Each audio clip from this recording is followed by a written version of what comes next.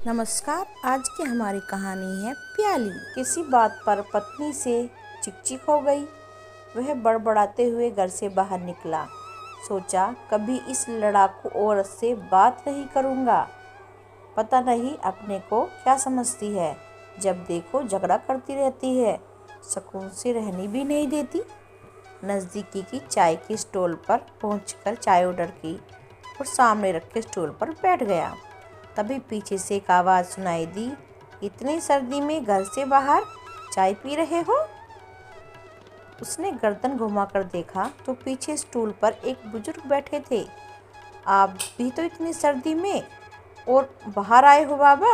आपकी तो उम्र हो गई है, तो आप बाहर सर्दी में क्या कर रहे हो? बुजुर्ग ने मुस्कुराकर कहा, मैं निपट अकेला, न कोई गृहस्थी न कोई साथी। तुम तो शादीशुदा लगते हो बेटा।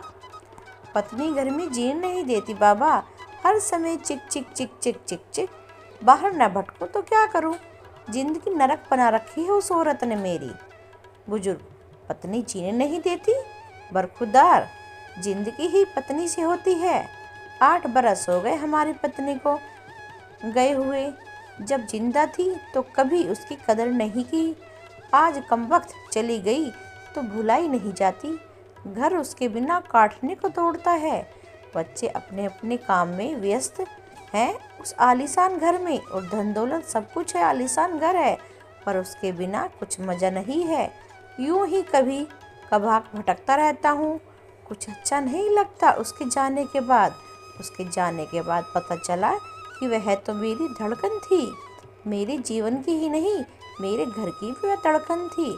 सब बेजान सा हो गया है। लेकिन बेटा, तुम तो समझदार हो ना बेटा। जाओ घर जाओ, अपनी जिंदगी खुशी से जी लो, वरना बाद में पछताते रहोगे मेरी तरह। बुजुर्ग की आंखों में ऐसी बात कहते हुए अश्रु की धारा के समंदर बह निकले थे। चाय वाले को पैसे दिए, नज़र भर बुजुर्ग को देखा और बिना 1 मिनट गवाए घर को मुड़ गया। उसे दूर से ही देख लिया था। डबडबाई आंखों से निहार रही थी उसकी पत्नी। चिंतित होकर गेट पर खड़ी थी। आते ही बोली, कहाँ चले गए थे? जैकेट भी नहीं पहना, ठंड लग जाएगी तो। उसने कहा, तुम भी तो बिना स्वेटर के दरवाजे पर खड़ी हो।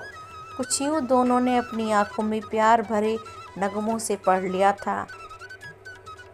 भाइयों, कई बार हम लोग भी अपने जीवन में इस तरह की गलतियां कर बैठते हैं। सिर्फ पत्नी नहीं, माँ बाप, चाचा ताऊ, भाई बहन, अजीज दोस्तों के साथ ऐसा क्रोध कर देते हैं जो सिर्फ हमको नहीं उनको भी कष्ट देता है। छोटा सा जीवन है, कहीं क्षमा करके, कहीं क्षमा मांगकर, हंसकर गुजार दें ये जिंदगी, क्योंकि ये जिंदगी के सफ़र में गुजर जाते हैं जो मकाम वो फिर नहीं आते हैं गुजरने के बाद। कृपया आपको मेरी कहानी अच्छी लगी हो तो मुझे कमेंट ज़रूर करिएगा। आपका मेरी कहानी सुनने के लिए बहुत बहुत धन्यवाद।